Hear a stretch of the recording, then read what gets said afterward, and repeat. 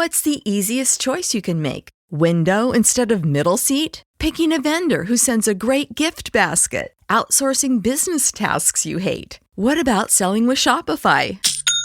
Whether you're selling a little or a lot, Shopify helps you do your thing, however you cha-ching. Shopify is the global commerce platform that helps you sell at every stage of your business. From the launch your online shop stage to the first real-life store stage, all the way to the did we just hit a million orders stage. Shopify's there to help you grow. Whether you're selling scented soap or offering outdoor outfits, Shopify helps you sell. Wherever and whatever you're selling, Shopify's got you covered. Sign up for a $1 per month trial period at shopify.com/try. Go to shopify.com/try now to grow your business, no matter what stage you're in. Shopify.com/try.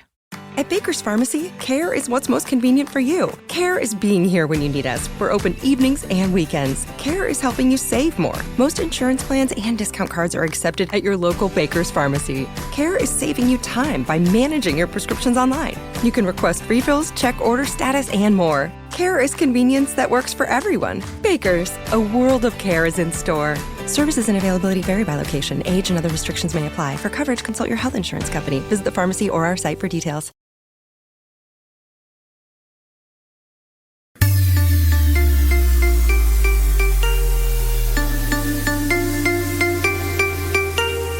You're listening to Make It, a podcast by Bonsai Creative that helps creatives in film get where they're going faster by sharing the advice, knowledge, and insights of professional creatives across the film industry. I'm your host, Chris Barkley.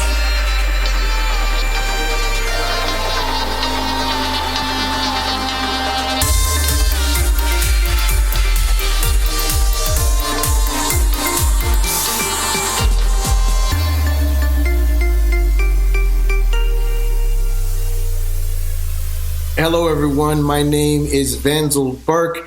I am the CEO of the Burke Management Firm. We are a management company as well as a full-service production house. Some of the talent we represent, stars like Rory Jones Jr., the boxer, Dorian Wilson, Todd Bridges, Darius McCrary, all big television stars. And as a production house, we have produced one of the top major films we produced is Karen, Karen, big film we did back in 2020 during the pandemic, distributed in 2021. And we've done a few other projects since then. Currently, we are shooting a series called Cocaine Sisters. 14 episodes. We have already finished 8 episodes that are now released on Urban Flix TV. So we have 2 shows that's premiering on that network right now. Cocaine Sisters is one of them. Vanzil Burke, welcome to the Make It podcast. Thank you for having me, Chris. I'm excited to be here. Likewise. And I did not know about Cocaine Sisters. Yes. I do have pages and pages of notes here. So I know we're going to have an incredible conversation and one that will be valuable for the listening audience and the viewing audience on YouTube. Don't want to leave you guys out. But before I get into that and talk more about your projects, including Cocaine Sisters, let's rewind and make sure we do our job here and let this audience know a little bit more about you. So I'm going to read a little bit from a bio. And, this is the internet. So if anything's not accurate, just amend to it, say, hey, that's not true anymore or whatever. But this is what we have. All right. So Vanzil Burke is the CEO of the Burke Management Firm based in Beverly Hills, California. The firm, founded in 2007, is a talent management agency inspired and founded on strong core values, of integrity, honesty, and trustworthiness. After graduating from Florida A&M University with a computer science degree, Vanzil relocated to Los Angeles, California to pursue his dream of becoming a Hollywood talent manager. This has allowed him to foster reliable and trustworthy relationships with key stakeholders in the film, TV, music, and other entertainment-related sectors. Vanzil believes that when the business is handled properly, the talented individuals themselves can effectively focus on improving their craft, producing true art. His visionary ideas in seeking to improve the entertainment business, coupled with his inextinguishable passion for empowering the youth, are integral in this type of environment. As the CEO, Vanzil oversees all of the operations at Burke Management and ensures that the company values are implemented in every aspect.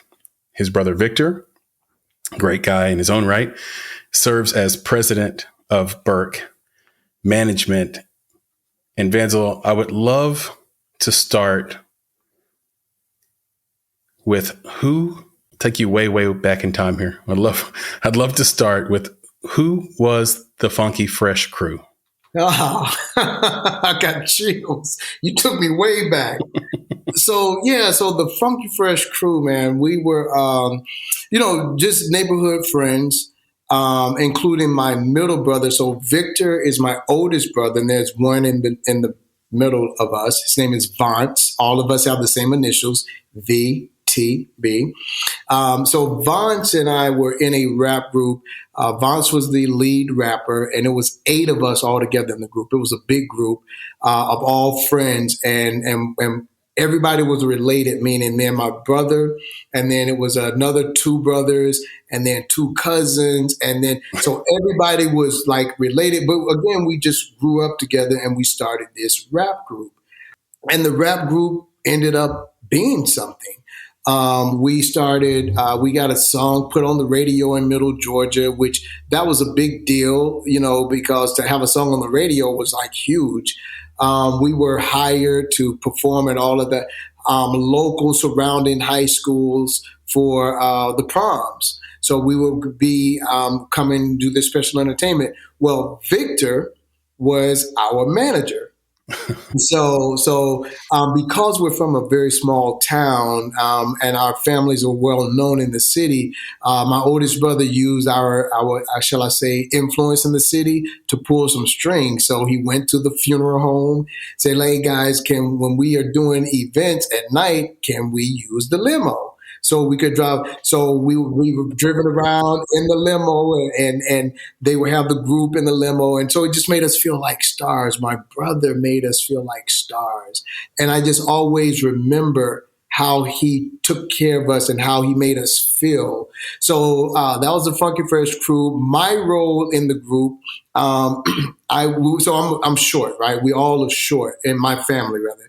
Mm-hmm. So I was 13. I was 13, but we said that I was 11 or 10, and it worked. So I had the confidence of a 13-year-old, but I looked like I was 10 or 11. So that's what we went with for show purposes. So you see this little 10-year-old kid on stage, grab the mic and start rapping with his little Jerry curl. It was like, so I was kind of like the show stealer at the end of the show.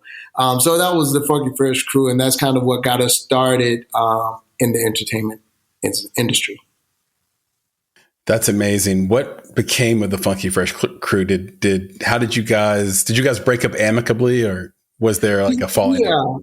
So for those, I'm going to tell my age a little bit, but if we kept going, we would have most certainly been like a known group.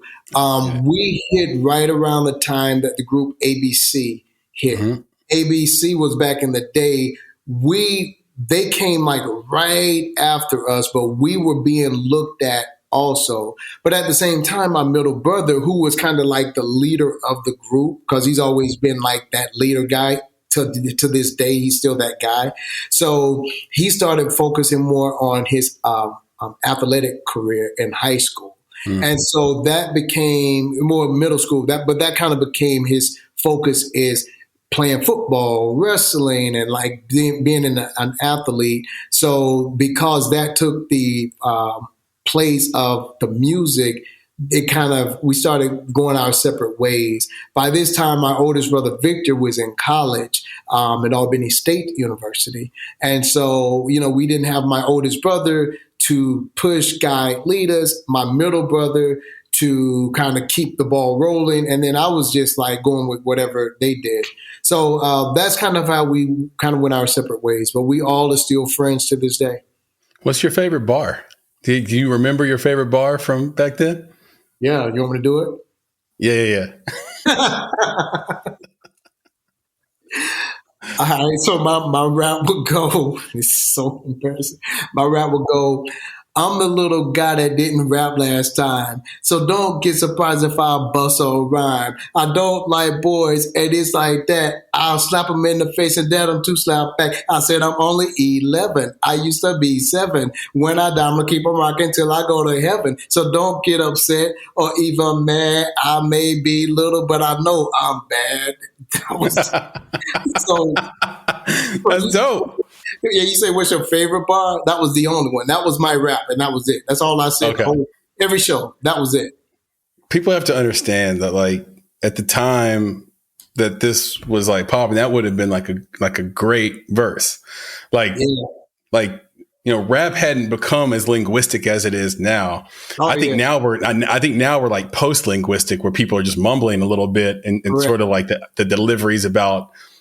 It's like this purposeful, almost drug-induced sort of slur. Yeah, and it's on purpose, because when you meet these people, they don't talk like that. Correct. And when me and you came up in hip hop, you wouldn't want your voice to be different than your rap voice. Correct. Because that would be coming incorrect. You know what I mean? Correct. To me, that's what made like a guy like Busta Rhymes so powerful, is that you thought he had this affected voice, and you talk to him, no, he sounds like that. For real. Yeah, real life. Yeah. So, I mean, back then that would have been, I appreciate you doing that. That was incredible. And I can relate to the showstopper part too. Going out at the end, I used to have a singing group named Solace, and I was the falsetto guy. So I was the guy who would sing all the high notes. Yeah. I was like that Mark Nelson, Sean Stockman guy on the group. Yeah. And at the end of every show, my job was to go to the front of the stage and then get on one knee, because we were an R&B group. Yep. And then I would sing ending runs in like a falsetto. But I had a co-founder of the group with me. His name was Jeff. And Jeff would not like to see all the ladies, swooning over me. Correct. Right? Yep. They didn't like that. They used to call me Al B. Shore, and they didn't want and so they didn't want me to have those Al B. Shore moments. Yeah. Well, he would get on one knee. So I'd be over there singing my little piece, and I'd look at my peripheral vision. Yeah. I look to my left, it'd be just on one knee over here too, singing and doing runs. So I'm like, oh, we're destined for failure, because we can't even get past the little stuff. Yeah, man. So I'm totally with you. I get it. Oh, totally.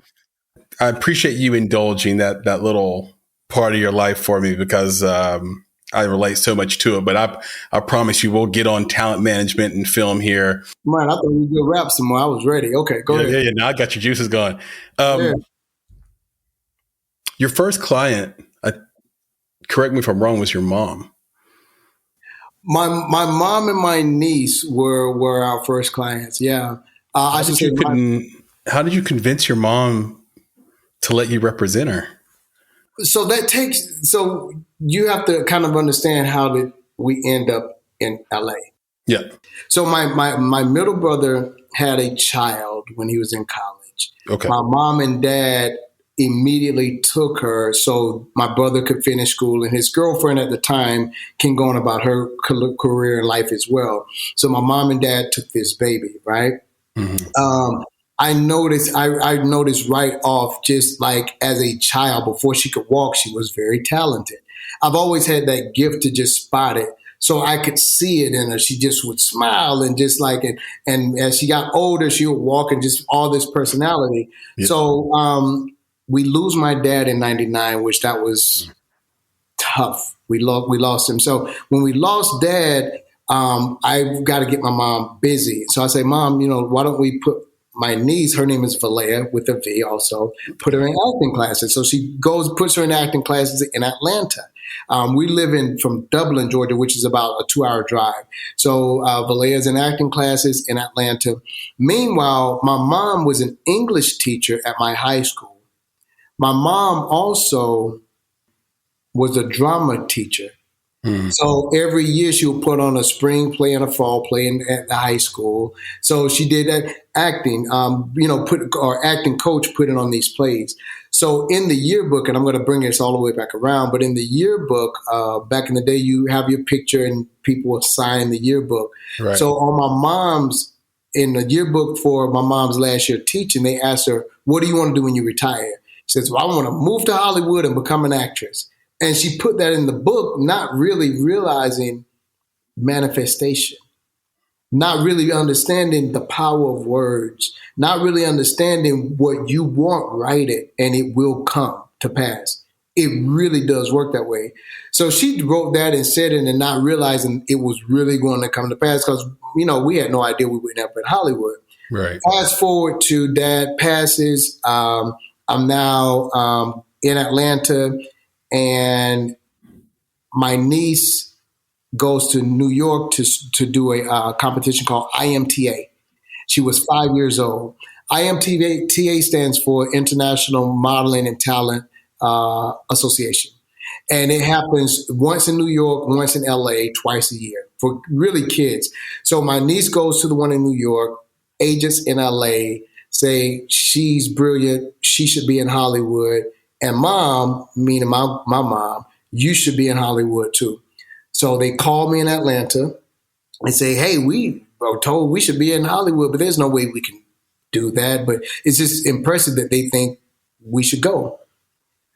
I say, Mom, I'm going to call you back. And I'll tell you more about that in a minute, Chris. But I hang up the phone and I resign from my job right on the spot. Wow.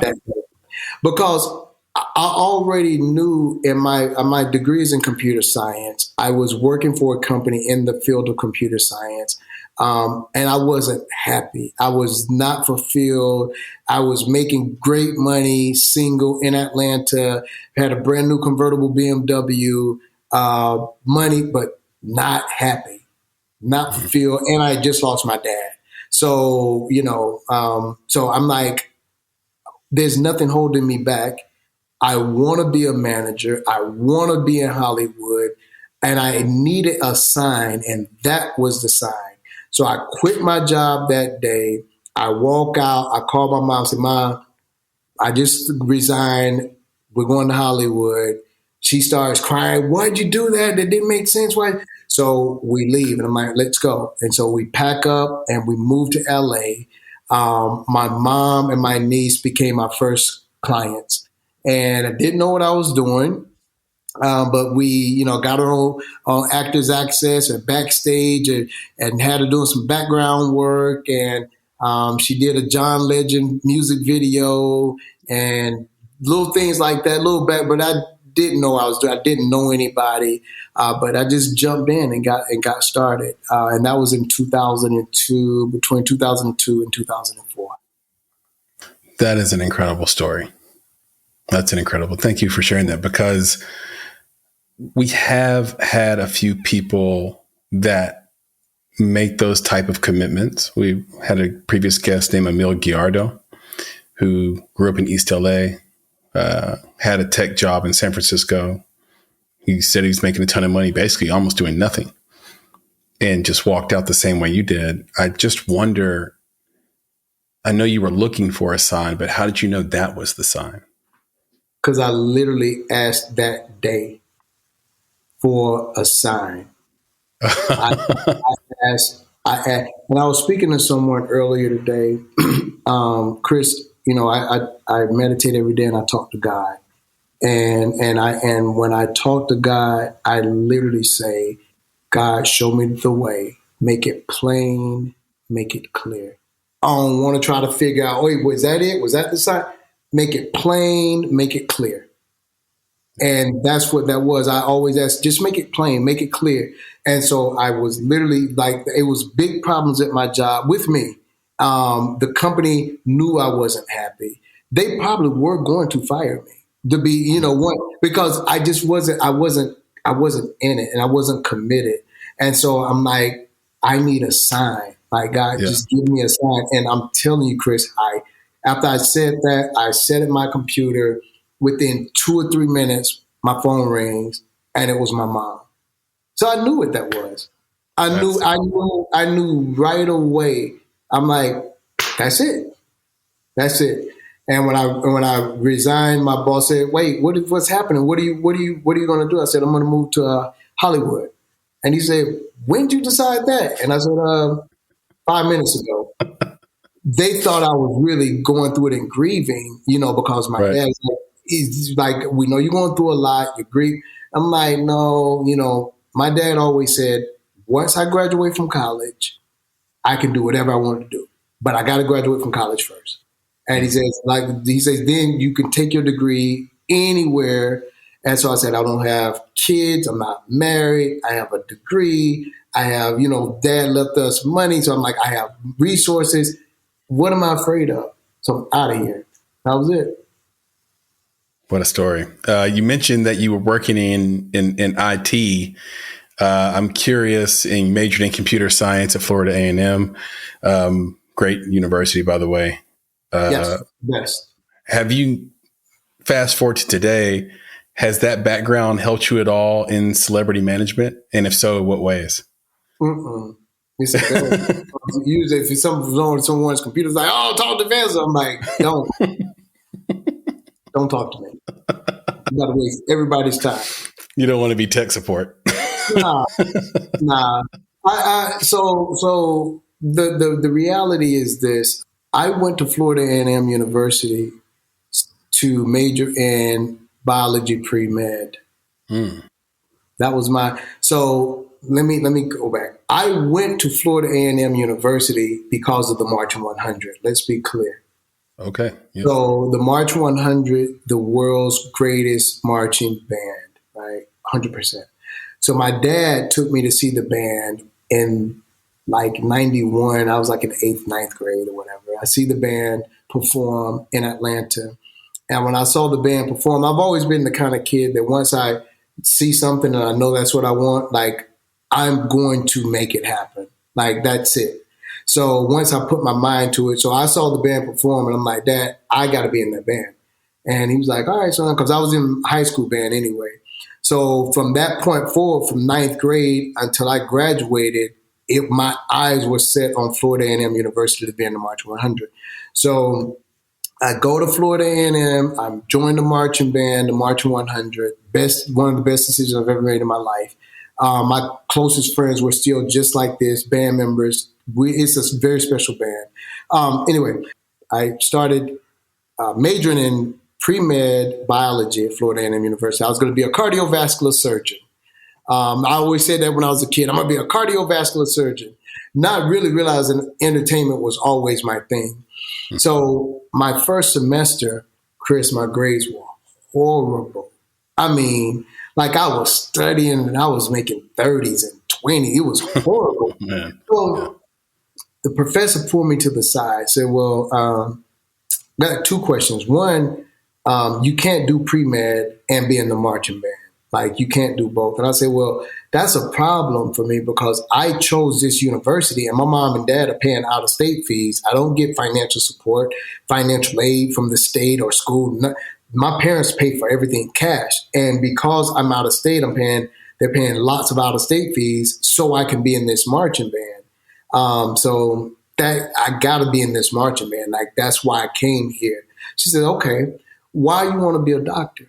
She says, "Is it because you really want to help people, or do you want the financial security that doctors have and that this career can afford?" I said, "I want the financial security. I've got to have a lifestyle, and it's got to." And I know, even as a young kid, I know that I've always had high expectations of myself, and I've always wanted and have been fortunate to have a lifestyle, and I need to be able to have that. So if I'm a doctor and a surgeon, then I'll be wealthy and I'll be. And she says, this is not for you. This is not for you. She says, change your major. And so I talked to my dad, and he said, I support that. So it became, he said, well, son, you love computers, and you love business. So why don't you major in business and major in computer science? Because computer science, at least you can make good money and you can be secure. And so that's what I decided to major in. So that's how I ended up majoring in computer science. For this international audience that may not know, at a HBSU, the band, historically black school, university, the band is a big deal. It's not like it is at other public universities or private universities where it just like exists as if it's the Glee Club. No, at a black university, the band is where you want to be. It's not like you're a character in the movie American Pie, where you're going to band camp. Correct. Yeah, this is a big If your deal. audience has ever seen the movie, oh my gosh, what's the name of the band movie? I can't believe it. Oh, you're talking about the one with Nick Cannon? Yes. Drumline? Drumline. Yep. Yeah. So that movie was based on the Florida A&M University March 100. Yep. In fact, most of the band members in that fictitious band were former members of the March 100. So the writer is from Florida A&M University. So, but that gives you a good inside look of what it meant to be a part of that band. And in the HBCU, like that's the culture in black bands and HBCUs. So yeah, that is the culture. It is the place you want to be, as you said, Chris. Yes, sir. What instrument did you play? The trumpet. Trumpet? Yeah. Yes. Yeah. I love the trumpet. It was I play piano now, but the trumpet was the first instrument I actually tried to play. Oh, so, nice. Yeah. I got discouraged when I was in middle school because this kid told me my lips were too big to play trumpet, and I listened to him like a fool. You should not. I should not have. Maybe I'll get back to it. Yeah. Go ahead. Why not? What a hater. But back then the word hater didn't even exist. So when somebody told you that, you just took it to heart. Yep, you're like, oh, he must be onto something. You've been doing this a while now. When should a creative, for those listening in the audience that are looking for representation, looking for a manager, in your opinion, when should a creative seek a talent manager? So it's a good question. It depends on who you are seeking as a talent manager. Now, if you are so all I'm going to be giving is my professional opinion. Okay. It's not the gospel. It is my opinion as a professional in this industry. So in my professional opinion, if you're a creative and you're trying to get started in this industry, if you have someone that's going to just kind of dedicate all of their time just to you to kind of help you see this thing through and help that career, that'll be good as a manager. But if you're trying to get with a management company, then I always say to people, we get reached out to daily. And we're fortunate that people seek us on a regular basis. But a lot of young independent people, and I say young, I'm not saying in age, I mean in industry. Young in the industry, I need a manager. And so my very first question sometimes is, what do you need managed? Because a manager has to have something to manage. Right. So I'm just trying to make it. I'm trying to figure out what to do and how to work. Well, you don't need a manager. Like a manager's got to have a career and something to manage. So that's why the majority of our clients are stars or are working producers or working directors or writers, because they have things that need to be managed, including projects they're already doing or deals that's coming down the pike that have to be negotiated. There's a real career that we're managing it. So a lot of times, in my opinion, artists sometimes think that they need a manager and they don't need a manager out the gate. An agent, yes. But so, you don't come and you just automatically end up with a CAA or an ICM or William Morris or a Paradigm. Now, sometimes young kids that hit big shows or big series are with the big agencies, but that's usually because they have been on a big show, and then the agency will come and swoop them up. But in the meantime, go with a smaller agency, like a really boutique style agency, and then just work your way up, because while you're with these boutique agencies, sure, you're going to get independent projects. Sure, you're going to get projects sometimes not even making any money, but that's okay. You're going to be using that to get the experience. You're going to be using that to build your reel. You're going to be using that to build your resume. Then you take that and you can get the bigger projects. You can get the bigger agent. Now suddenly you need a manager, or a manager can see the trajectory that you're on because of the work you've already done. Hence, that's the key, the work you've already done. And now a manager can have something to dig into, because at that point, if like Burke Management, if we see a client or a talent who's already putting in the work, doing a really good job, making some headway, but just now you need that right agent, and we could see it and we believe in it. Now I can take that person who's already done some of the work and say, hey, some of my agents, friends who are bigger agents, I can say, hey, this, I see it. They got it. Here's some of the work they've already done, but I at least have something to show. So my advice is, don't jump out the gate thinking you need a manager. Jump out the gate and go get the work. Do the work. There's so much you can do by yourself as an independent to show the work and to build that resume and the reel. You can go on Actors Access. You can look at breakdowns. You can do all of this stuff. Work with friends on independent projects. You don't got to pay me. Just let me use the footage to use my reel. Like, they got to put that work in ahead of time as well. So there's a time and a place to get a manager and to seek a manager, but it is not at the beginning.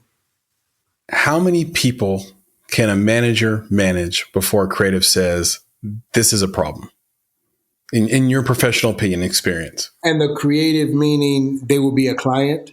Right. If I'm an actor and I look at your website or I have a meeting with you and I find out you're managing X number of clients, what number makes that a red flag? Understood. This is a good question. Very good question. So it depends on the number of your team, right? Okay. So if it were just me with the 30 people that we represent, that would be too many.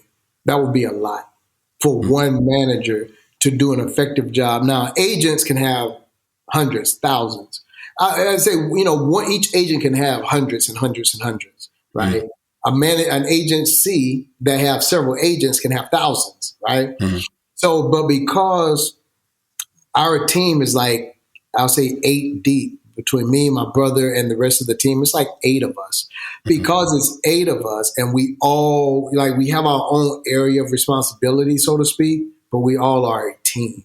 And so everybody's responsible for everybody. And that's how it's not like, well, my brother is only responsible for this person. Now, for sure, he may have more of a closer relationship with a certain talent, but we all can pick up the phone and jump in and help out with that artist or that talent. And the talent, if they can't reach me, they can reach my brother. They can't reach my brother, they can reach somebody from the team. And that person from the team is going to know everything that's going on with that talent. Because we have the team and the support team, we can now have, 30 clients. We wouldn't go more than 30 because it then becomes a bit heavy. But again, we have like 7 or 8 people that work for the firm. So to answer the question a little more concise, I'll say for every one body or one manager, a good number is 5 to 10. If it's more than 10, it starts getting like, to me.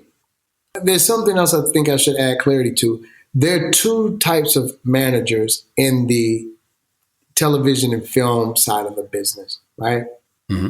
You have managers who, in essence, are agents. right? They sit at the computer all day and they look at breakdowns all day and they submit talent to breakdowns all day, just like the agent does. Then you have managers who are kind of hands-on, around the clock, 7 days a week. That's more of Burke management. We have access to breakdowns. We used to sit and look at breakdowns all day. But our philosophy is, well, wait a minute. If our clients have great agents and the agents are doing their job, which is looking at the breakdowns all day, then why are we looking at the breakdowns all day? Because what happens, Chris, is your agent and your manager. So I'm your manager and you have an agent, and a breakdown for a project comes out. We're going to see the same breakdown. They're looking for a Al B. Sure looking guy. Sorry, I had to do it. I love it. Between this age and this age, athletic build, blah, blah, you're going to come to mind, right? I'm going to submit you. The agent's going to submit you, right? And then the producers and directors are going to see that submission. They're going to say, yeah, let's bring him in for an audition. Who's the rep? Oh, they're rep by the same person. They'll reach out to one or the other, right? We've done double the work. So my thing was, and this is years ago, my thing was if the agents are doing what they're supposed to do, and we're doing the same thing they're doing, wouldn't our time be better spent creating over here? Right? So while the agent is doing that, we're going to be out beating the drum on creating other opportunities. We're going to work on producing some projects. And Chris, we're going to put you in this project we're producing.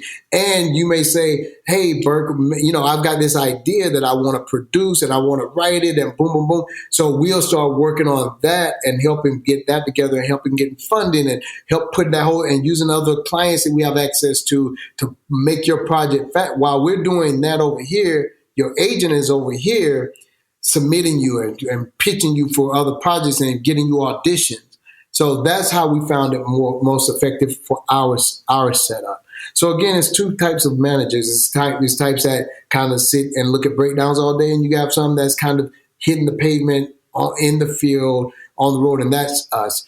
When our clients go and do big shows or big events, we usually have someone with them all the time.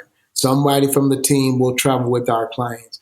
If it's like a 2 or 3 day shoot, usually they're okay by themselves. But if they're like the lead and going to be there for a week, somebody from our office is going to be there with them the entire time. So they have a rep on hand. So now all you have to do as an actor is focus on your lines, and that's it. You don't need to worry about where's my hair and makeup, where's the food, where's this, where am I supposed to be? You just focus on being on that, getting into that character that they're paying you to be, and you focus on that, and we'll handle everything else on the ground. So that's a little bit about our setup. Yeah, it's very good. It's kind of like a guerrilla type of management. I know that term's usually safe for marketing, guerrilla marketing, where you hit the streets and you actually talk to people and do surveys and you're meeting people face to face. Nobody does that anymore because it's so expensive, but it's still the most effective type of marketing because the person can't escape you. You're like right in front of them, and people tend to lie when they're behind their computer screen about everything. And they can just make a choice. So I like this idea of like having a street team, but for management. That's kind of cool where you're traveling with your talent. Yeah, and we've been referred to, and I receive it, especially by some of our legends. And when I say legends that we represent, these are people who grew up in this industry. They have often referred to us as old style Hollywood managers. I can see that. I never set forth to be that. I just wanted to be the best and set forth so the company can be what I felt was the right type of management company. So one thing that I did not want to do coming to Hollywood is I did not want to be under other managers. I just didn't. And it took a while, a longer time for Burke management to like, so if you remember, I moved to California in 2002. We didn't launch the company until 2007. Right. It took years to really get this laid out. We didn't sign our first celebrity until 2009. Okay. But I've said that I want this to be a crock pot management company versus a microwave management company. Okay, so, microwave is fine for those that like microwave food. But if you take some food that's in a crock pot, the flavors in it, the meat is tender, it's so good and so healthy, tastes longer, but it's so much better for you. So that's how we built the company. Just really slow cooked it and did it the right way. So because we did not take the lead of how other management companies did it, and I really did not want to. I'm like, well, you should read this book about management. I'm like, no, I don't want to read that because I know how I think a star should be treated. I know how I think, and I don't want anyone to tell me nobody's doing that anymore. People don't do that. So we are kind of those old school. So if you think Joan Crawford and Betty Davis, like we're the types of managers that they had. I like that a lot. Staying on your POV, I would like to turn the question I asked previously around, but from your POV, what are you looking for before you say, yes, I'll represent you. Yes, I'll be your manager. What are you looking for in a creative that comes to you looking for a manager?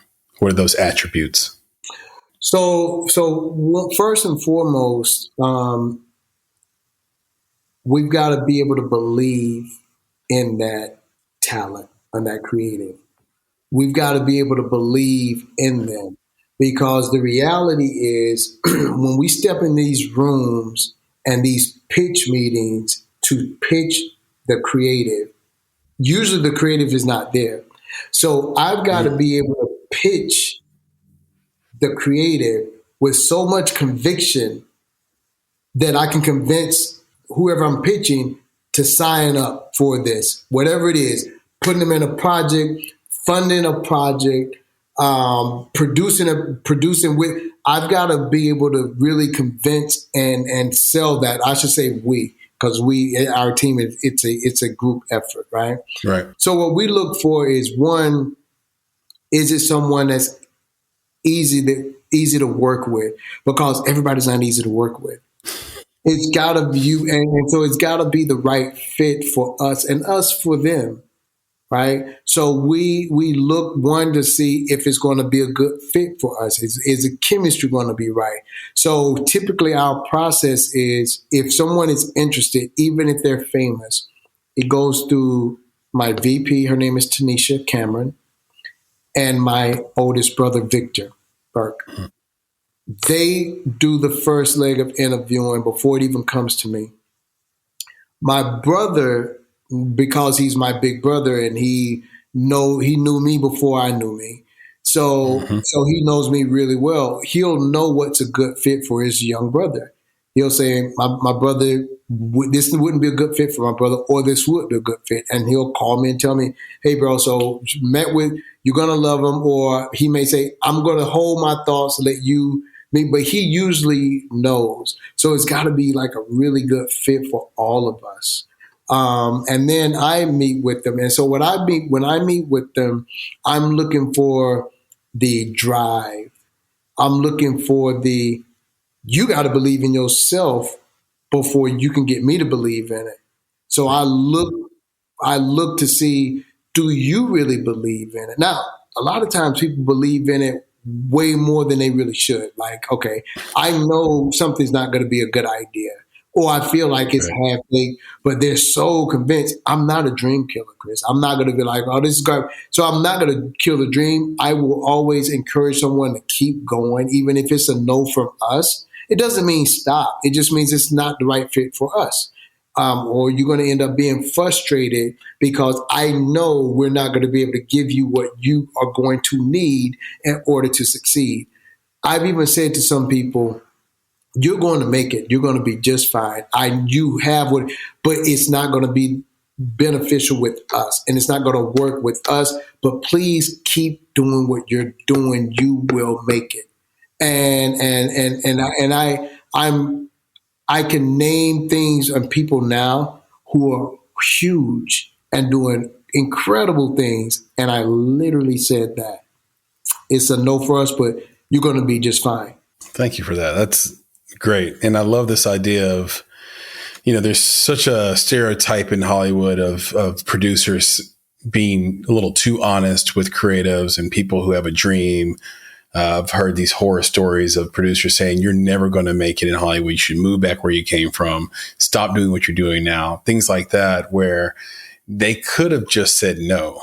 Instead, they, in their own way, fed their own ego by sort of layering on the disappointment, the denial, and the no one a little bit thicker than they had to. So I really appreciate your perspective and your way of doing things there.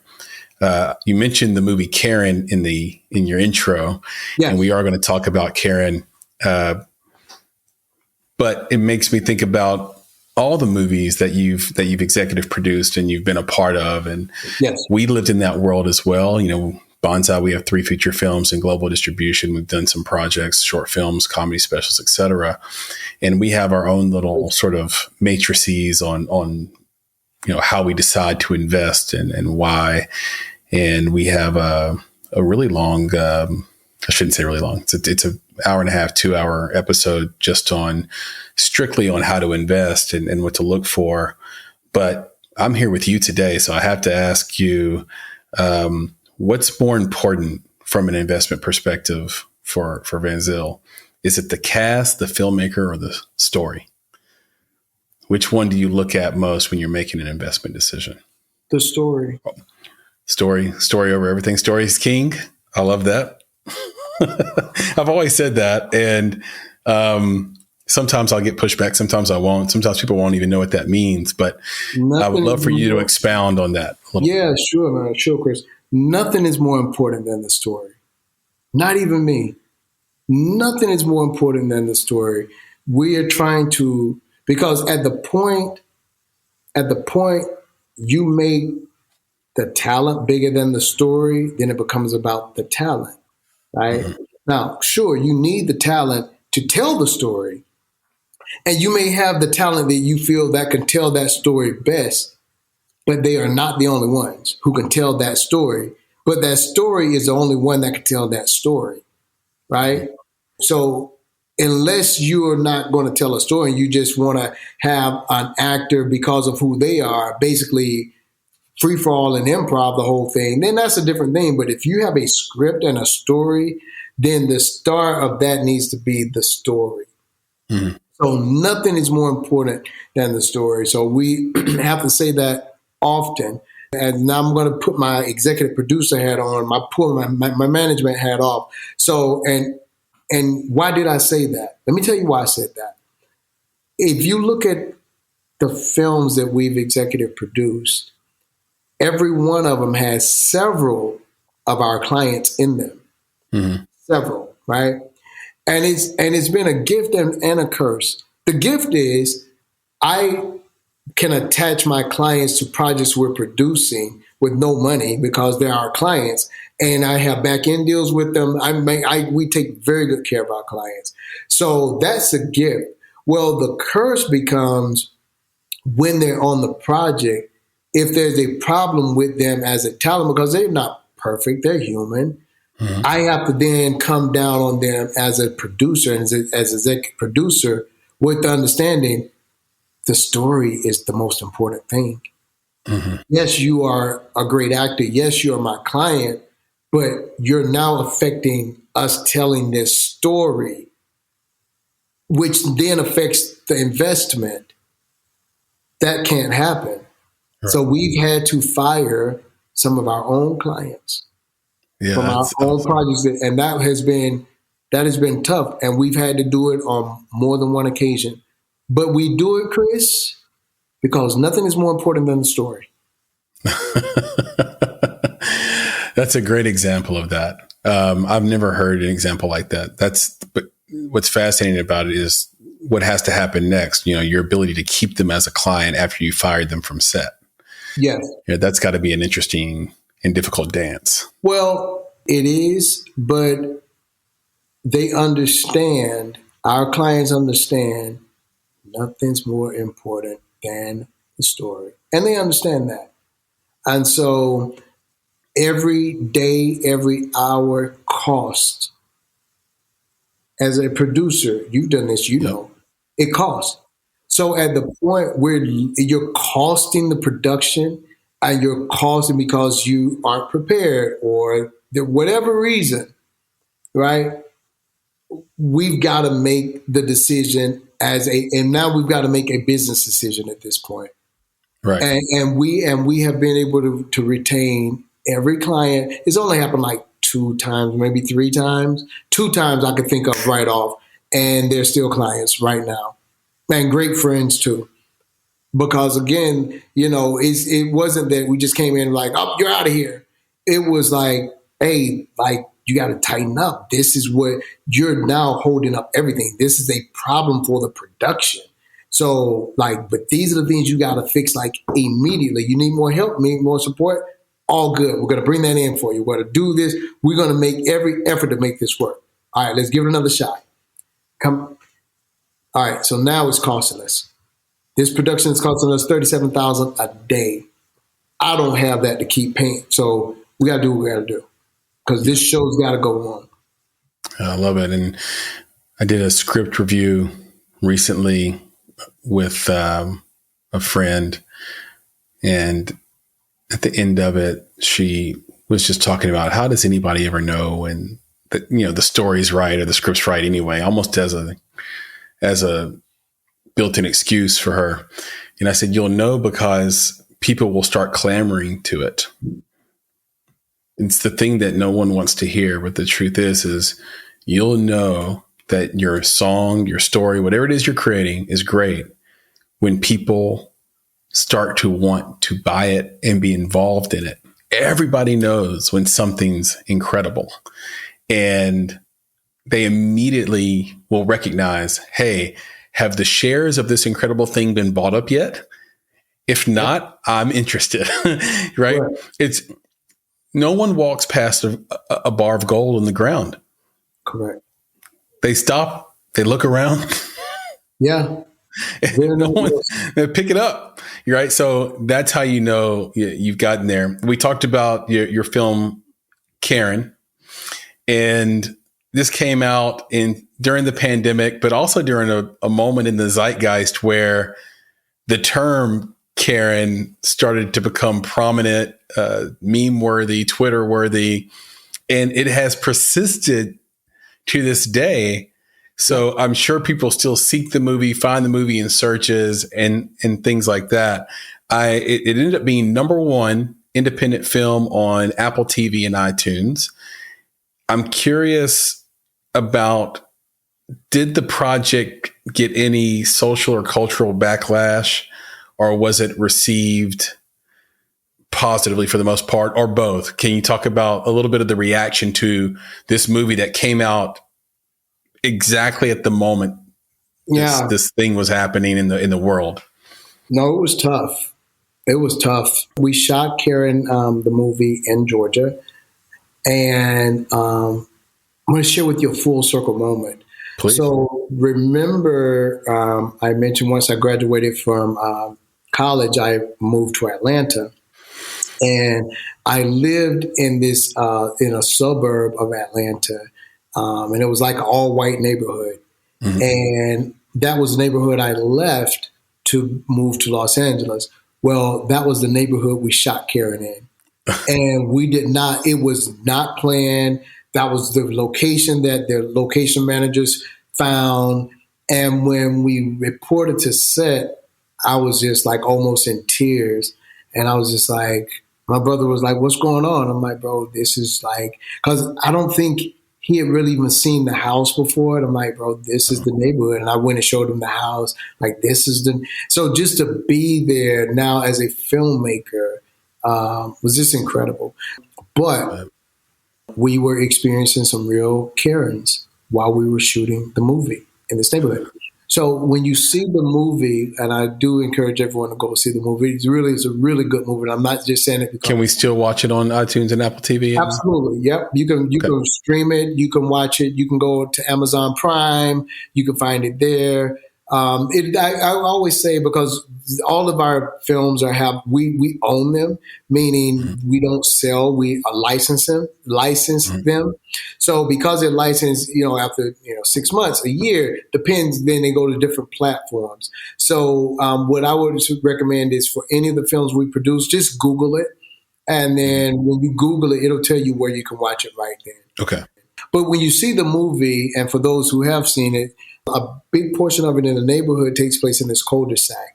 And so in this cul-de-sac, we rented or temporarily or leased 3 houses in the cul-de-sac, which was all the houses in the cul-de-sac. So we leased all of them, right? Mm-hmm. So we did one for production and for our talent to stay in. And then the other 2 we used as the houses to shoot out of. And so the neighborhood got wind. It was a subdivision. They got wind of this show called Karen. So they started trying to protest, and then they started sending drones to record what we were doing. And people were out just causing disruptions and calling the police. But we were smart. So we hired the police to be our security. So when they would call the police, they were already there. And it was like, oh, yeah, we're here. What's going on? Well, they're causing a problem. No, they're not, because we already are here. We're hired to be here. So there was a lot of problems. It was also tough because some people took real offense to Karens. And so we most certainly never want to offend anybody. And so it just kind of became a thing where non-Black people would say, why are you making a movie called Karen? Like you're being a part of the problem. And that's definitely not who we are. We love everybody and we work with everybody. That's how we were raised. So that was a little, challenging just to kind of get past that part, because during that time, the racial tension in the country was really high. That was when the George Floyds and all the shootings and the police brutality. So a lot of that was already on, and we were in a pandemic. So it was a lot going on during that time. But we definitely had our challenges, but thank God we were able to overcome them. Yeah, it's your most successful film that you've done, right? To date, yes. So there's a little bit of a lesson in there, which is kind of, and you can add to this, correct it.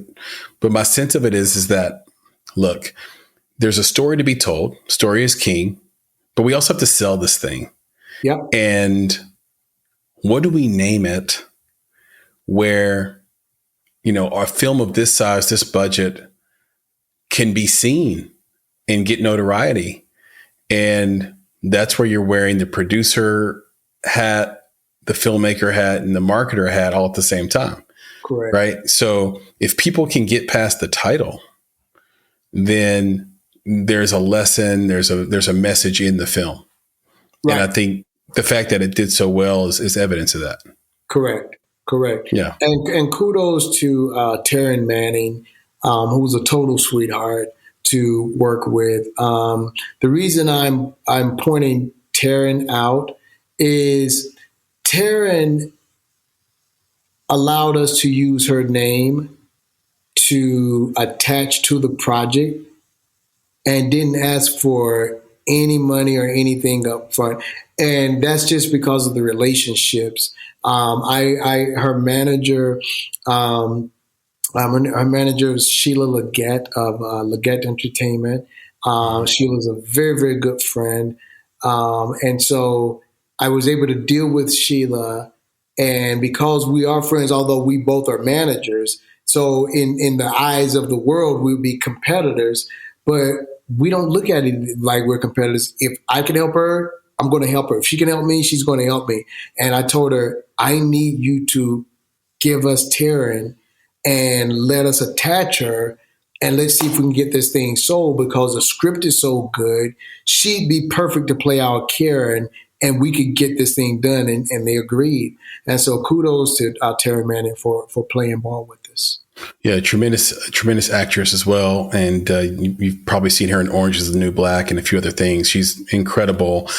And look, the funny thing about all this is that, I'm not big into some of the stuff that goes on in culture now and the things that people want you to believe in, et cetera. But I almost find it comical that even middle-aged white women would be upset with the name Karen because there's no controversy there. A Karen is a description of a person who is using their affluence and influence in the community to get what she wants, even though she doesn't deserve it and shouldn't get it. Cool. And oftentimes does that by calling the manager or calling the cops. Right. And you can be a Karen even without doing it to a minority. Right. It's just a type of person in culture who causes a stir and makes a fuss when she's told no. Right. Basically. Yep. Or when her environment is sullied in some way that she doesn't approve of. There's no controversy there. I can't imagine that any middle-aged white woman would want to identify and say, I'm defending my right to be a Karen. Why? Right. Why are you defending your right to be a Karen?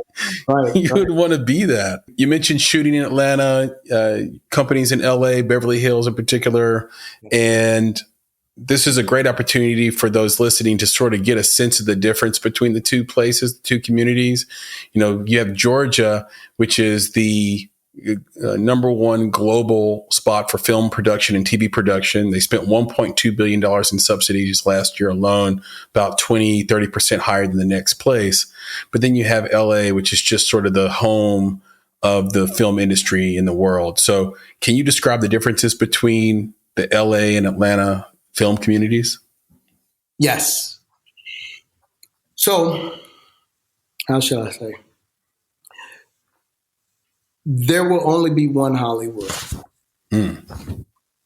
Hollywood is Hollywood, and there will never be another.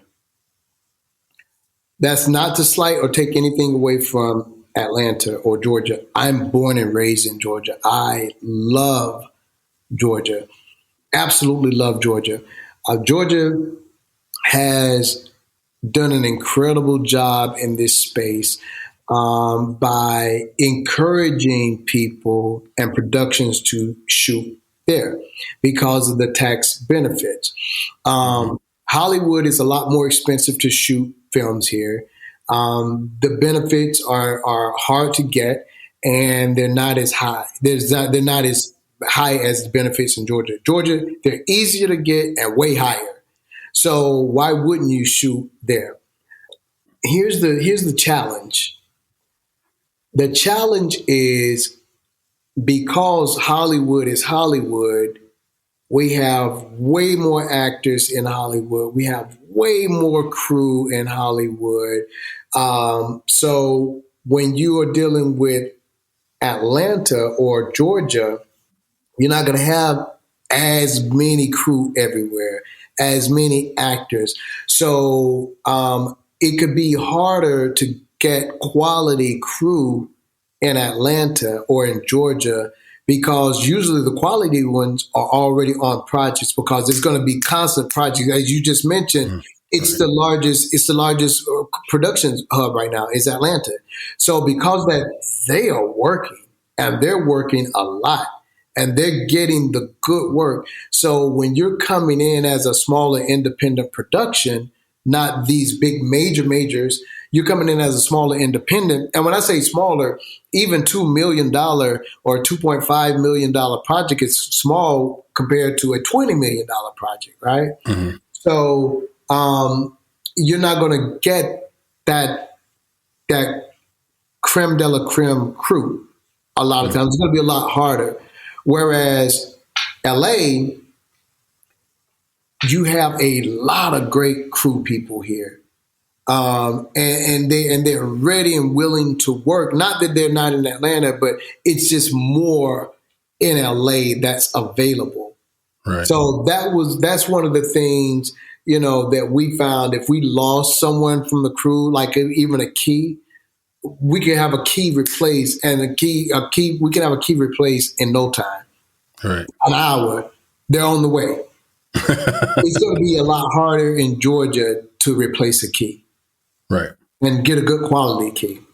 That's been my experience. Yeah, that's important. Yeah. You mentioned earlier that someone, when you got started, said, hey, read this book on management. You're like, I don't want to read this book on management. I have my own vision. But I'm sure just being who you are and your background, you do some reading and have some books that have inspired you. Are there any books that you'd recommend on either?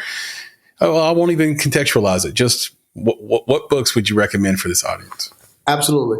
So I read. So right now I'm reading The Master Key System, and The Master Key System is by Charles Hannell, Hannel, Charles. And The Master Key System is an incredible, incredible book, and I'm reading that now. I also have read The 5 a.m. Club by Robert Sharma. I study Robert Sharma. I go to his YouTube and I listen to his videos daily. And then like those are the main books that I read right now. There's another book called Scaling Up that and these are all business books and just kind of how to build businesses, how to deal with people, how to approach issues and problems and conflict resolution. And then also just how to sit with yourself and get the mindset right. That's what the Master Key System is just kind of working on self. So one thing that happened when I was producing Karen, it was a tough movie to produce. It was tough. Yeah, it sounds like. Yeah, it was very tough because it was like, it was just under $3 million to do it. We were not able to get bonded because during the pandemic, nobody was bonding projects because we didn't know what was going on with this pandemic. Right. So you couldn't get a bond. So that means, the bond. Can I just jump in? Oh, you were going to tell you. I was going to tell the audience what a bond was. Yeah. So you go ahead. Yep. So the bond is basically it's an insurance policy that protects your investors. So I hate to use this example, but the Alec Baldwin movie, exactly. When that shooting happened and that incident happened, I should say, and the DP was killed, that movie production had to stop. But because they were bonded, their investors did not lose their money. The insurance kicked in and paid their investors the money back. So that's important that a film over $1 million has a bond so investors don't lose their money in the unfortunate. Now, if the movie gets completed and it doesn't make money, the bond insurance doesn't pay. But if it shuts down for something that's uncontrollable, then that bond insurance is there. Well, we couldn't get bonded. Which means it was going to be a big risk for our investors to put up that money to shoot it, because what if COVID comes in and shuts us completely down, and God forbid somebody dies from COVID on set and now we can't finish the movie. So we couldn't get it bonded. So that was one of the many problems we were having. Chris, I was stressing out. I was waking up like on fire, just out the gate, dealing with problems, and it was just tough. So my business partner, who's my main investor now, he's our main investor now. That's another whole story, but he's been phenomenal. He's a doctor, he's a surgeon, but he's our main investor that funds our films now. He has been big on meditation and reading. And he said to me, he calls me V, he's like, V, man, you're going to have a heart attack or stroke if you don't start reading and getting grounded, because you wake up on 10 and you're going and you're not even, you got to get grounded. So I started reading. So he started recommending books and meditating. So I start my day with meditation and prayer. I won't pick up a phone call. My brother knows. He'll call me. He says, brother, have you had your coffee? Have you meditated? He knows that if they're those two, I'm not talking. I'm not doing anything until I do that. And I'm going to read a portion of the Master Key System is what we're reading now. My brother reads the same book as well. Okay. So we read together, we discuss together. But that's a big part of the life, and that's what keeps me grounded. What's the best piece of advice you've received in your career, and who did it come from? Well, the biggest piece of advice came from my dad. And Dad has always encouraged us to, if you're going to do it, then do it. And if you're not going to do it, don't do it.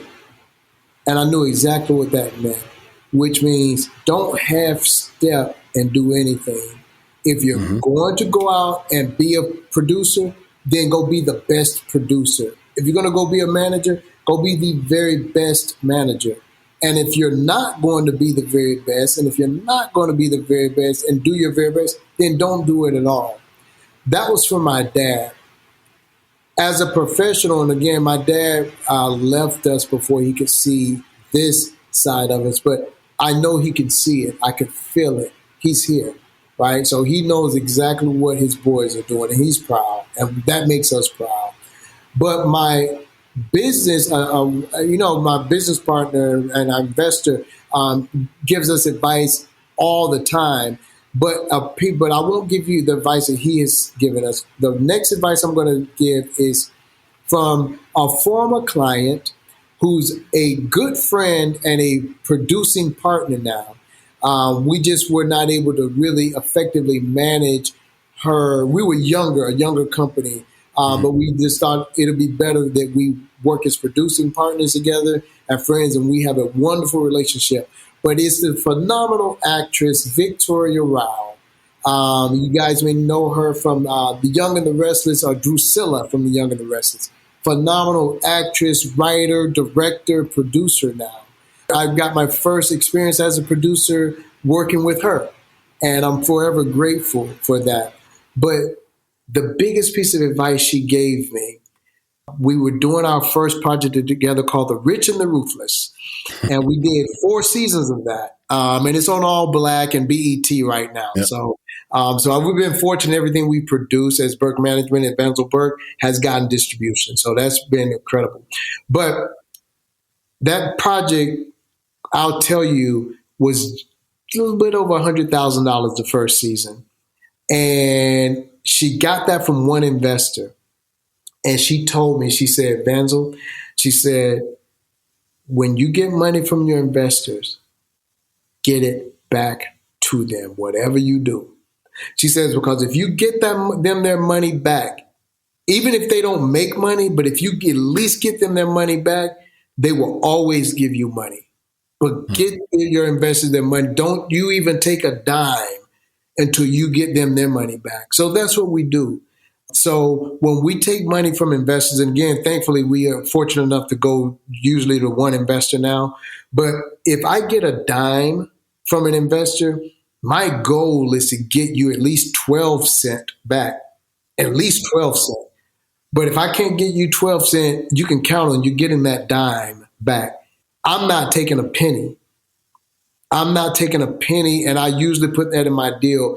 I will work, I will produce, I won't take a salary, nothing until I make sure you're whole. Then I'll take a salary once you're whole. Kudos to you for that, man. I've mentioned, and me and my business partner, Nick, have mentioned that so many times in our indie talks. These are like episodes where we're just talking about the industry, where we don't have necessarily a interview going on.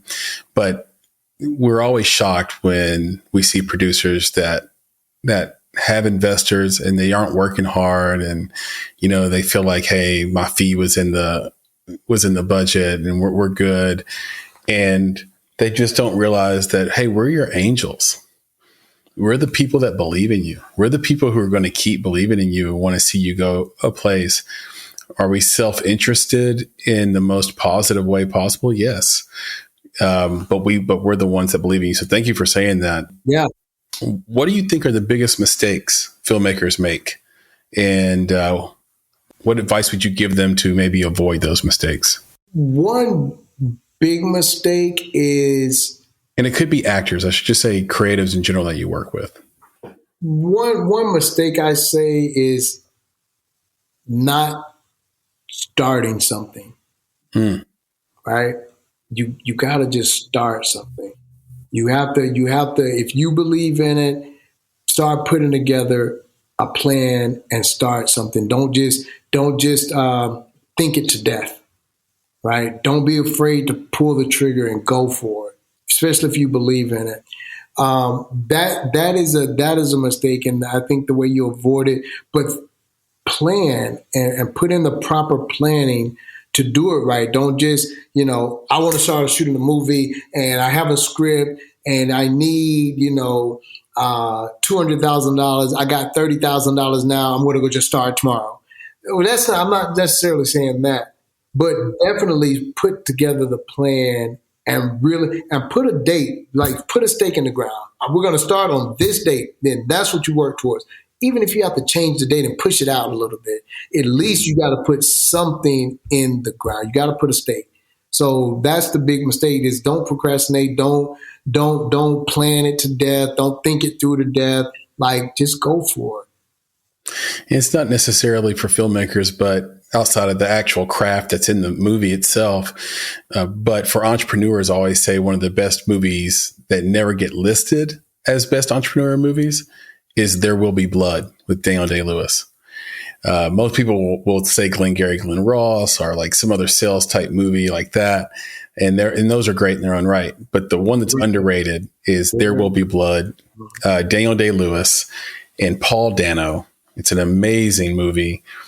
And if you really want to see what it's like to start your own business and have no safety net and the type of mindset you have to do it, that is the movie for you. Now, invariably, no question, someone listening is going to be inspired by you today. Someone is going to be inspired when they hear this.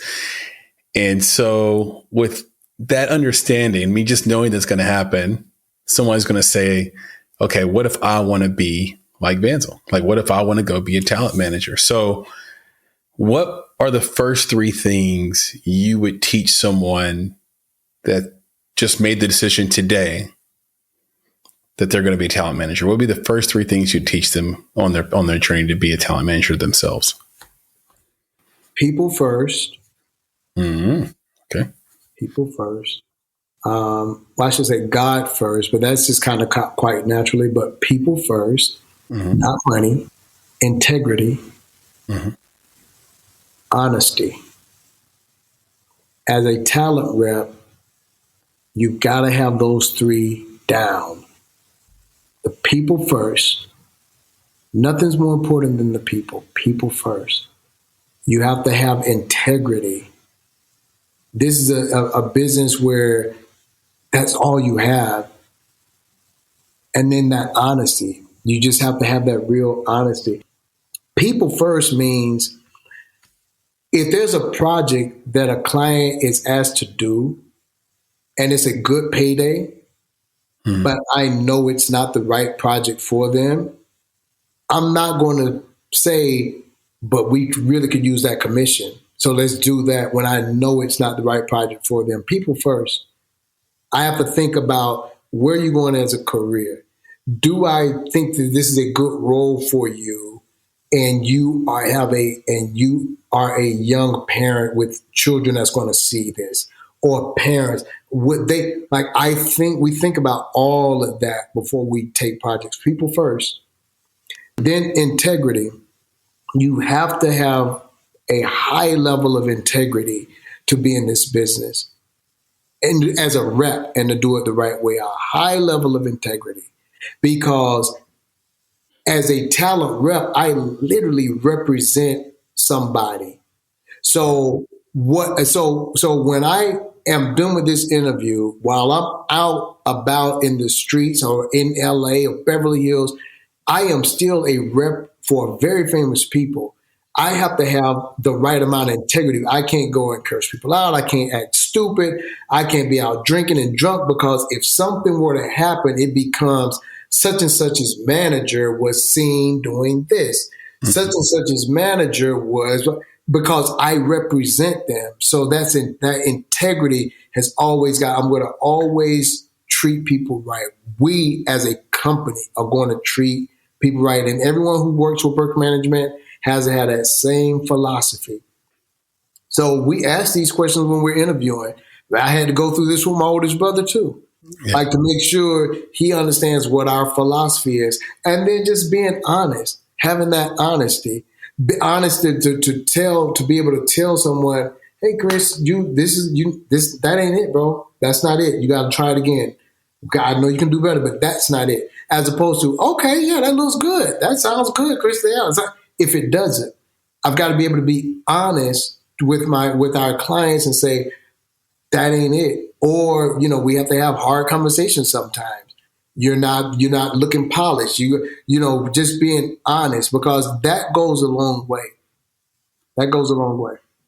I love all three of those. And I think people first would probably be, for people who are good people sort of from the jump, people first would be the hardest one to learn.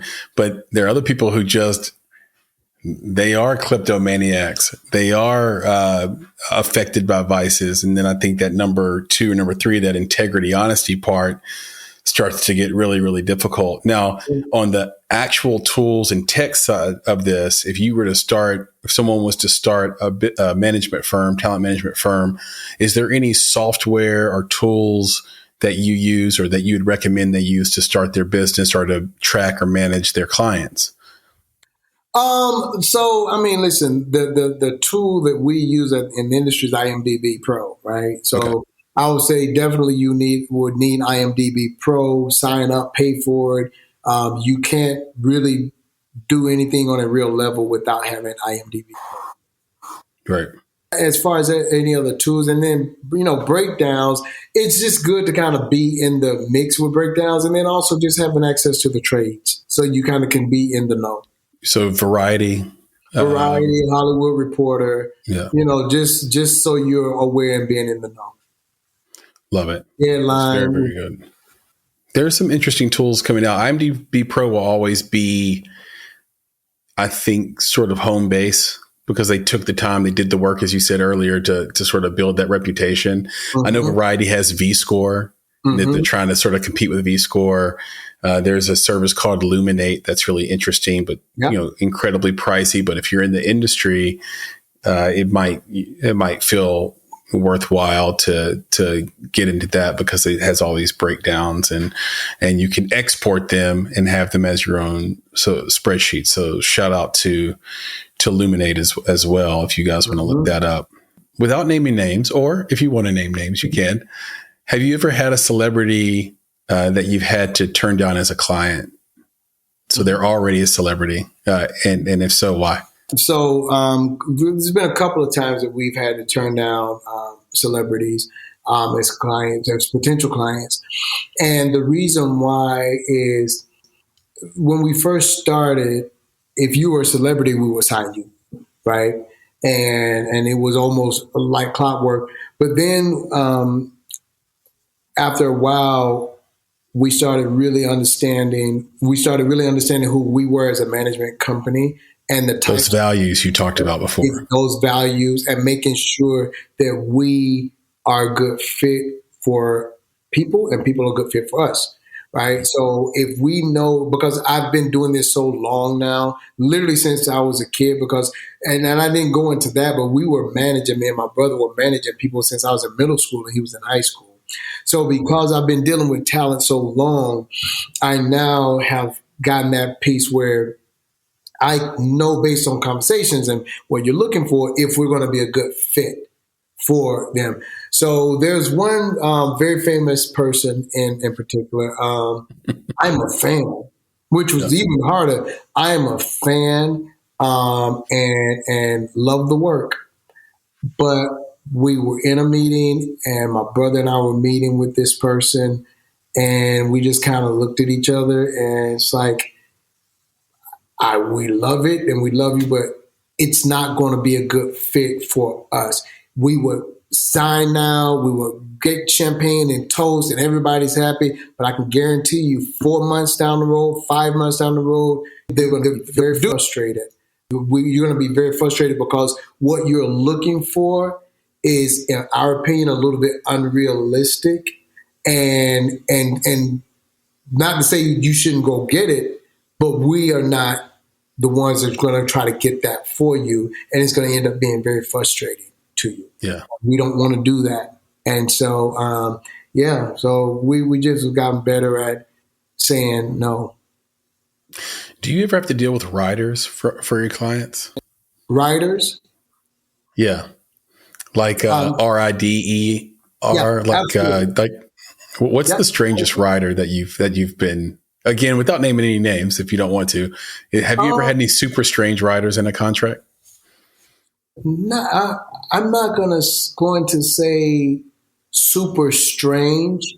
And the reason I say super strange is because with the people that we represent and that we manage people who need to be managed, right? Mm-hmm. So we usually, as part of our questions, are two questions. One, are you manageable?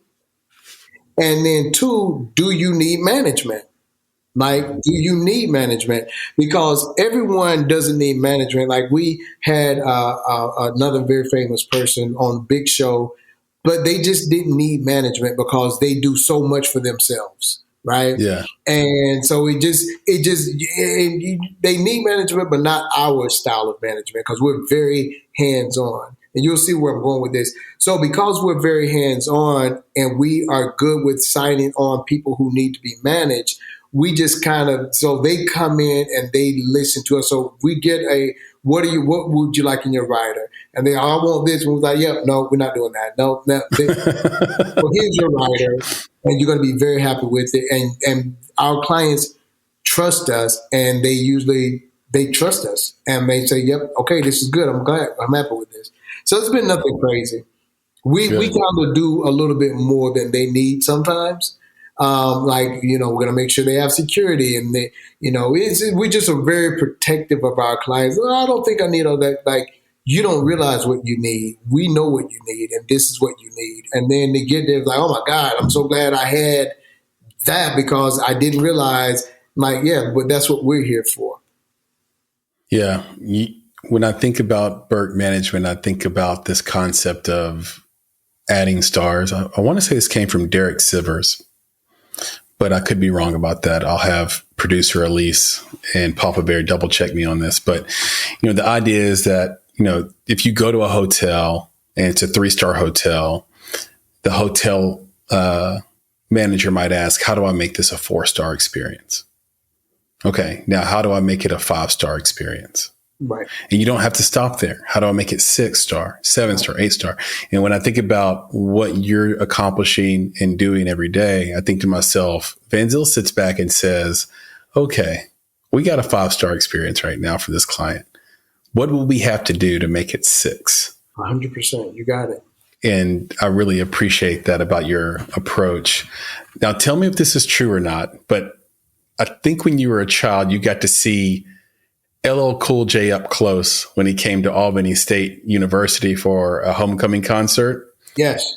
But you were less interested in LL and more interested in his manager who was running around putting out fires, which, as we were told, was the spark that actually made you want to potentially even be a manager in the first place. So tell us about that story. And then, are you still the kind of guy who is more interested and gets enjoyment from putting fires out? So the story is true. As I mentioned to you before, we were in a rap group, or as you brought up, Funky Fresh Crew. And so we go. I don't know. I'm gonna do something really corny. I'm gonna show you. Oh, please. Picture. Okay, so this. Let's see if I can. I see it. You're framed up now. Yeah. Yeah. Oh, look at that. There he is. LL. Yeah.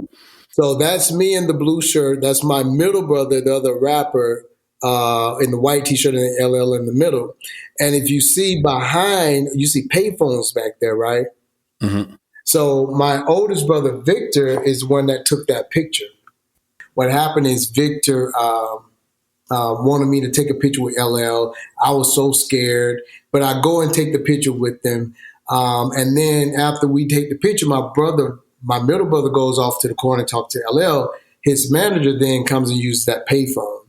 And I'm just standing there, just still kind of in shock. And the manager is talking to who I'm pretty sure was like the next city that they were going to. And he was like, not yelling, but it was very intense conversation.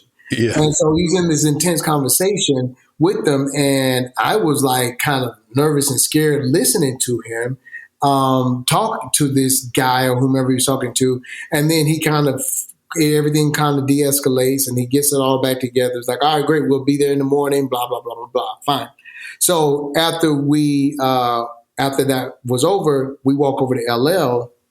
And I'm just standing next to the manager and the DJ, which was Bobcat, I think it was.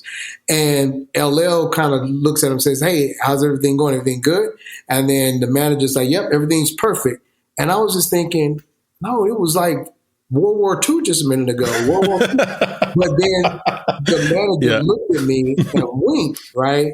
So he's like, well, everything's all good. We're all set. And he looked at me and winked. And what I knew, I understood what that meant, which is LL just needs to stay focused on being the star. I'm dealing with the drama and I've already handled it. Everything's taken care of. And so that's when I was thinking, I'm like, so managers are the fixers. They're the ones that take care of everything. And I'm like, I want to be that guy. I want to support the star. I want to be that guy. And so that was always kind of like one of those things that was my motivation as a child and as a kid to kind of do that. And so although I wanted to be a doctor because I wanted to be rich, when that Hollywood opportunity came up to go to Hollywood, I'm like, I want to be a manager. And that's always been that piece. Believe it or not, I got a chance to see LL as an adult in Beverly Hills and was able to let him know and share that weekend changed my life. And his team made me want to be and do what I'm doing now. And so I showed him that picture and he says, you're not going to believe me, but I remember this picture. And I was like, yeah, you're right. I don't believe you. And he was like, it was somewhere down south. He said, because I just started, like that was me when I was first starting. And he's like, and I was in, I want to say Georgia. I said, bro, it was Albany, Georgia. He said, yep, Albany, Georgia. And so I believed him. He said, I remembered this time. So that just meant a lot That's to me. But it felt so good to be able to come full circle to let him know, thank you for being so kind to this little kid, because I was very comfortable, which then made me get close to his manager at the time and help open a little kid's eyes to what he could do. And so I always tell my clients who are big stars, be kind to your fans. When they're talking to you, put your phone down. When someone wants to take a picture, put your phone down and give them that moment, even if it's for a minute or a second, give them that moment, because you never know how impactful that'll be for them for the rest of their lives. Yeah, it's huge. I think Dan Patrick once said, for the star, it's a forgettable moment. For the person asking for the autograph or the picture, it's the moment they'll remember for the rest of their life. Literally. And so as a star, just remember that. Literally. That you're engaged in a moment that is going to be potentially a keystone moment in their life. Yes. And it's happening to you all the time. Yes. So that's a good way to certainly think about it. And, the universe smiles on you, Vanzil. And I'll tell you what, you've smiled on the Make It podcast today. You've been so generous with your time. I have just one or two more questions and we'll get you out of here. You mentioned your dad as a through line in this entire conversation. Yes. And I'm wondering if you wouldn't mind describing the last conversation you had with your dad. Yeah.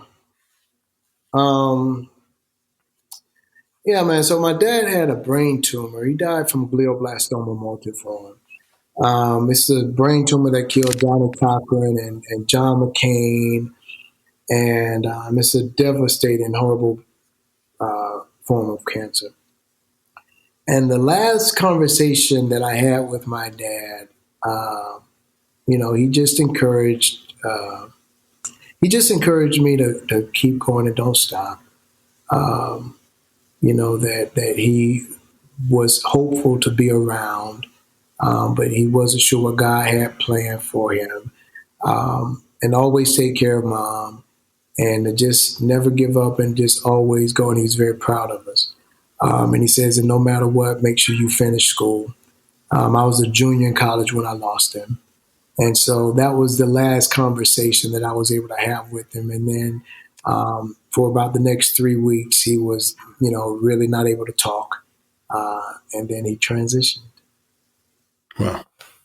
Well, thank you so much for sharing that. I know that, in that first of all, just from researching, taking the time to research everything I could about you, which is, what we do here, obviously. But I could just tell that he was an incredibly impactful, person, and that you're hell bent on keeping all the promises you made to him about what you were going to do with your life, do with yourself, and how you're going to treat people and treat the world. And it's a tough way to get to that point. I've lost my mom, but I'm lucky to still have my dad around. So,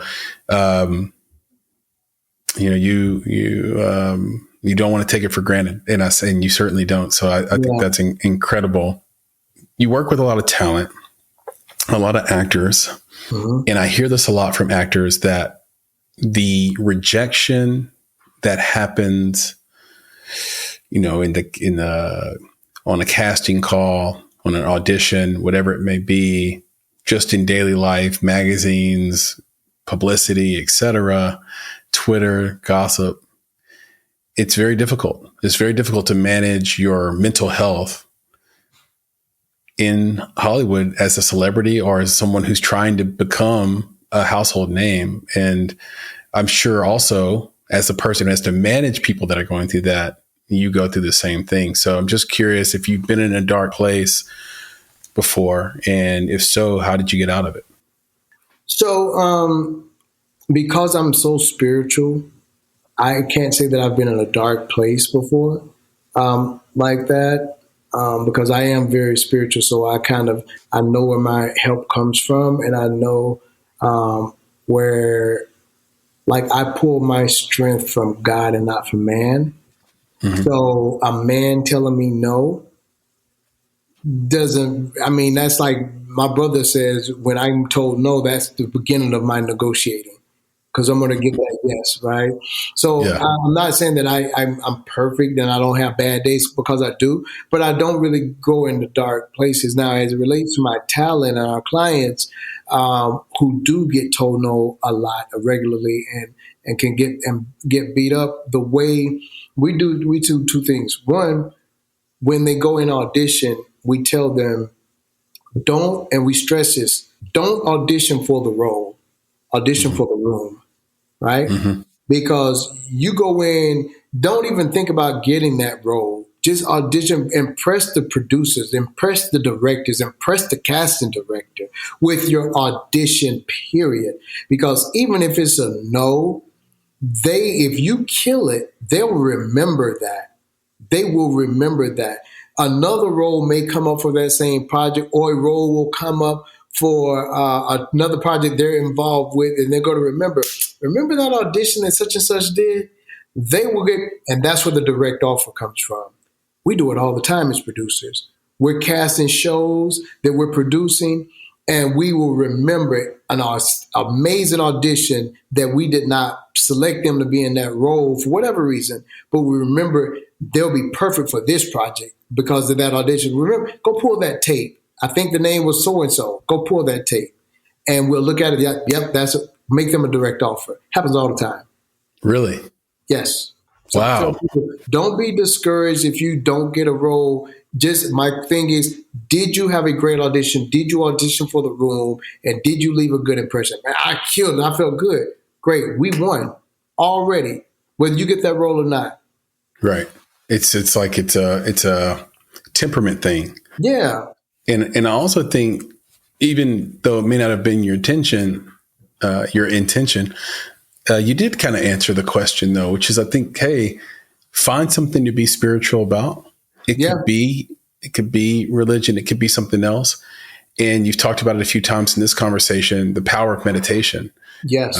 I can attest to that, having restarted my meditation practice for the same reason your doctor friend, your surgeon friend told you. Yeah. I'm waking up, I'm on 10, high stress. I started to get it back, Vanzil. You know why? Because I found that I was starting to get short with the people I love the most. They would talk to me, they'd say something to me, and I'd snap at them. Yeah. That's not like me. I'm a fun-loving, light guy. Yeah. And all of a sudden I'm snapping at all these people who love me the most. Yeah. And kids included. And I was like, I got to take a chill pill. I've got to relax. I've got to lower the stakes a little bit in terms of how I view myself, because the part that was really getting me was that I was viewing myself in a negative light because I wasn't getting what I wanted all the time. Right. And that spirituality, we're real close. Our mentors were, Dick Gregory, and close to the Gregory family. And he's the one that actually got us into this business, and in an indirect way. And he's always given the advice, hey, go out in the morning and just get some sunlight on your face for 15 minutes. Mm-hmm. So even that can help you if you're in a dark place, and even you can even make that meditative and spiritual. So there's lots of ways to get through it. So I appreciate that. I appreciate you. The time you've given has been incredible. I know this is going to be super valuable. Can you tell everybody where they can find you on the internet, where they can see some of your work, where they can get in touch with you, and how they can find Cocaine Sisters? Yeah, sure. So I'm on Instagram. You can find me on Instagram as Burke MGMT, as in management. So Burke, B as in boy, URKE, M like Mary, G like good, M like Mary, T like Tom. Burke MGMT. And Facebook, Vanzil Burke, first and last name. And then our project Cocaine Sisters can be found on Urban Flix TV. So if you go to Apple Store or Google Play and just type in Urban Flix, that's URBAN Flix, FLIX, Urban Flix TV. The app pops up, and there you go. And we have 2 shows that we've executive produced on that platform. Cocaine Sisters and Heaux Phase, spelled HEAUXE Phase. That's another whole project. They're great. They're both very, very great projects. Heaux Phase is a 11 episode series, and Cocaine Sisters will be 15 episodes. Incredible. And you have a couple of other shows, and we'll end on this. Critter Fixers, right? And on Nat Geo, I'm curious, what is the most unusual critter they've ever found on Critter Fixers, or that you've seen? I will say a camel. And so they called and said, we're working on a camel. I said, but bro, we live in Middle Georgia. What are you doing? What is a camel doing in Middle Georgia? First of all, this is not right there. Yeah. So I'll say a camel. It's a great question, because this is a true story. It is sad, but it's also funny. In, I want to say, Camden, Tennessee, which is, it can't have more than 50,000 people. It's a small town, just like you come from. 2 men were killed by a camel. And I was like, what is a camel doing in Tennessee? Right. And how did he kill him? He got angry. The camel got loose, and somebody got too close to the camel. Camel messed him up. Yeah. Wow. And so I think what happened, Vanzil, is that there are these exotic traders that take these camels and not weird animals, but just animals from different places. Yeah. And then they bring them over to Florida. And then the people in Florida can't maintain it, kind of like Tiger King or whatever. Right. And then they escape. Yeah. Yep. And that's how you get a camel in Georgia. Correct. Exactly. Camel migrate up. All the way to Georgia. Imagine being on a hike and seeing a camel instead of a deer. Camel. Yeah, that's the best. That was the best. And so are you, man. Next time I'm out in LA, I got to look you up. Let's get some coffee. No, let's do it. Whatever we're going to do. And I know we'll stay in touch, man. This has been incredible. Thank you so much. Thanks for having me, Chris. I appreciate it. Anytime. Be good. All right, take care. Peace. Hey, gang. One more thing before you go. I want to talk to you about Indie Insights. Indie Insights is our bi-weekly newsletter and love note to the film industry, movies, and the creatives that make them, not to mention you, our esteemed listeners. Inside, you'll find curated industry trends, articles, exclusive commentary, and underappreciated films from filmmakers like you worldwide. And the best part is that it's completely free. So, join today at www.banzai.film. It just takes a few seconds, and once you sign up, you'll get the very next newsletter. It's that simple. Go to www.banzai.film to get Indie Insights, our bi-weekly newsletter, and join a network of film creatives like yourself. And don't worry, we'll never sell your information or spam you with a bunch of nonsense emails, just the bi-weekly film industry goodness you need. And if you ever tire of Indie Insights, we hope not, but if you do, simply unsubscribe. No gimmicks, no games. So, one more time, go to www.banzai.film to get Indie Insights for free. And thank you for listening.